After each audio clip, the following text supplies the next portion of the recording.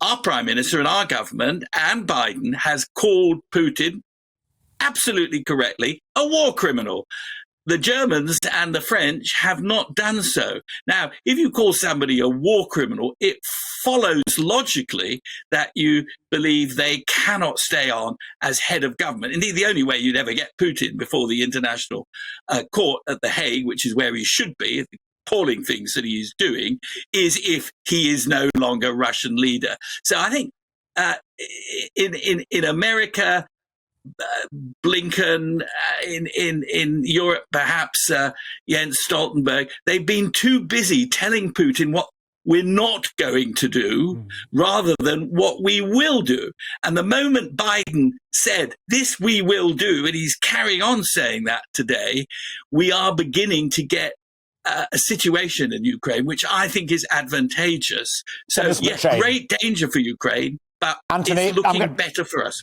Denis MacShane is doing a very good impersonation of a kettle boiling at the moment. No, yes, you did. No, and we haven't got a camera on you at the moment. I know a kettle when it's boiling, I'm a MacShane. great fan of Anthony Gleeson's work over decades, so I salute him and what he says. But there's a great Russian proverb which says, before you wear the bear skin, make sure you've killed the bear. And all this, frankly, bombast from our Prime Minister saying, who was taking Russian money until only yesterday, saying we have to not only defeat Putin, he has to be seen to be defeated. Joe Biden saying he must go and then reversing course. Fine. I mean, if that makes you feel good, I can write Sun headlines as well.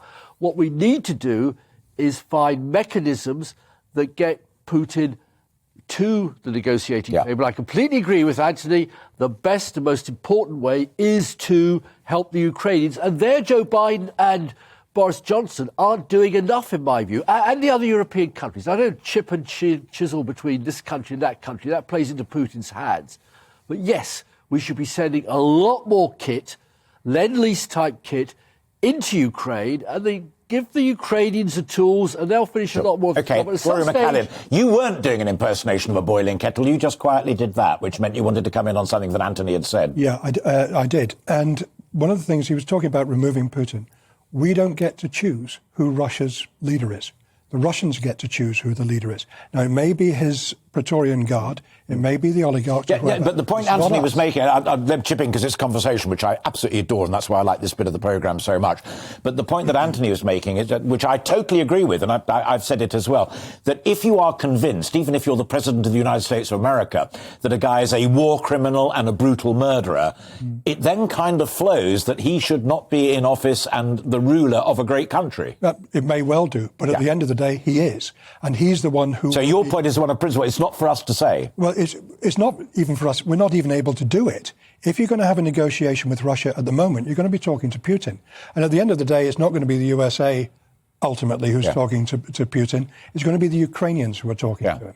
Let me bring Anthony back in, because it's just reminded me of another. Actually, Max Hastings has written on the subject twice in the Telegraph. Max is a brilliant journalist and great articles. But Max made the intriguing point that it is actually beneath a great democracy to talk about regime change and planning to topple someone, even if it is Putin. It's not what dignified, civilized, democratic countries do. Well, I don't agree with that either. I mean, I just don't think we should be snowflakes here. As I say, if you think Putin is a war criminal, you are saying he is not fit to be the ruler of Russia. You're not saying, we're going to send special forces to take him out or drone him if we know where he is. And we don't know where he is, got no idea where he is. No, of course not. We're not saying that. But I think it is quite wrong to suggest that you cannot say, until Putin has gone, Russia will be our adversary. And, Sir Max is a great historian and a historian of the Second World War. But look what we said in the Second World War. Unconditional surrender of Nazi Germany, Japan and Mussolini's Italy. Unconditional surrender. If the generals get rid of these guys, so much the better. And I do think there will be people in Putin's army who will know that he is doing an extremely bad job. Most generals don't want their men to get killed, after all.